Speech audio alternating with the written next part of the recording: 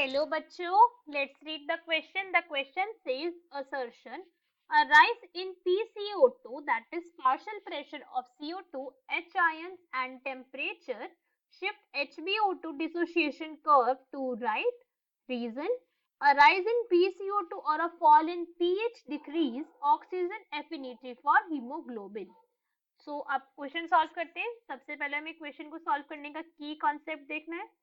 की कॉन्सेप्ट, और की कॉन्सेप्ट क्या है कि हमें डिसोसिएशन कर्व पता होना चाहिए. किसका?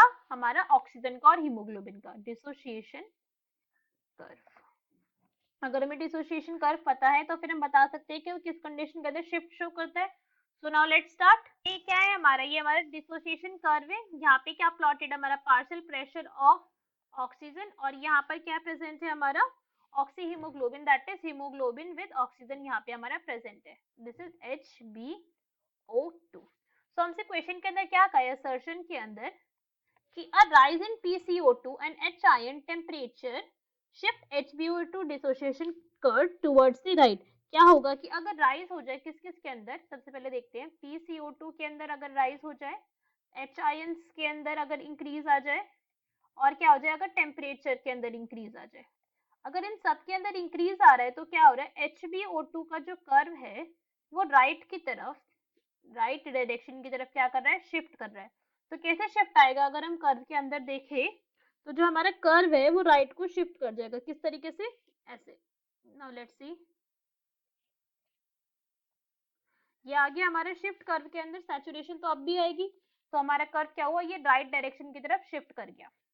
राइट. तो ये तो बिल्कुल करेक्ट स्टेटमेंट है. ऐसा होता है हमारा. So this is statement is true. Assertion तो हमारा बिल्कुल ट्रू है. अब इसका गिवन रीजन देखते हैं हम. रीजन हमें क्या गिवन है? that a rise in PCO2 or a fall in pH decreases oxygen affinity for hemoglobin.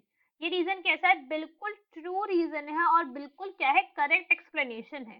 Correct explanation है. क्यों हुआ है ऐसा? बिकॉज अगर हम देखें, समझे इस कॉन्सेप्ट को, कि क्या होता है कि जब भी PCO2 जो है हमारा राइज करता है, PCO2 राइज करता है और पीएच राइज करता है. पीएच राइज मतलब एक्चुअली में वो फॉल कर रहा है.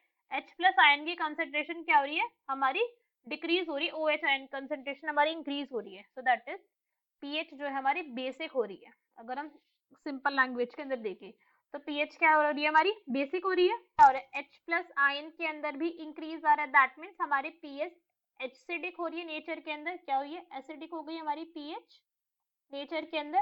तो क्या होता है? जो ऑक्सीजन की एफिनिटी है वो हीमोग्लोबिन के लिए वो रिड्यूस होने लगती है. ये बिल्कुल करेक्ट एक्सप्लेनेशन है. वाई ऐसा क्यों होता है? जो हमारे हीमोग्लोबिन है क्या है? वो एक प्रोटीन है.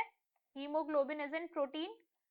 प्रोटीन का ही बना हुआ है वो. हमारे एक एंजाइम ही है हमारा. तो एंजाइम क्या करते हैं? एक ऑप्टिमम कंडीशन के ऊपर ही वो एक्टिव रहते हैं. अब ये जो कंडीशंस है ये ऑप्टिमम ऑक्सीजन के लिए नहीं है. क्या है? ये सारी की सारी कंडीशन ऑक्सीजन के हीमोग्लोबिन के साथ अटैच करने के लिए क्या नहीं है? फेवरेबल नहीं है. This is not favourable. But ये सारी की सारी कंडीशन किसके लिए ज्यादा फेवरेबल है? That is HbCO2.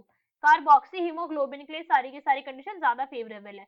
तो हमारा स्टेटमेंट क्या हुआ? बिल्कुल करेक्ट हो गया कि एफिनिटी फॉर ऑक्सीजन की हमारी रिड्यूस कर रही है, और हमारा क्या है? कर्व जो है वो राइट डायरेक्शन की तरफ शिफ्ट कर रहा है. So from this what we can say that our option number A, if both assertion and reason are true and reason is correct explanation of assertion, is our correct answer.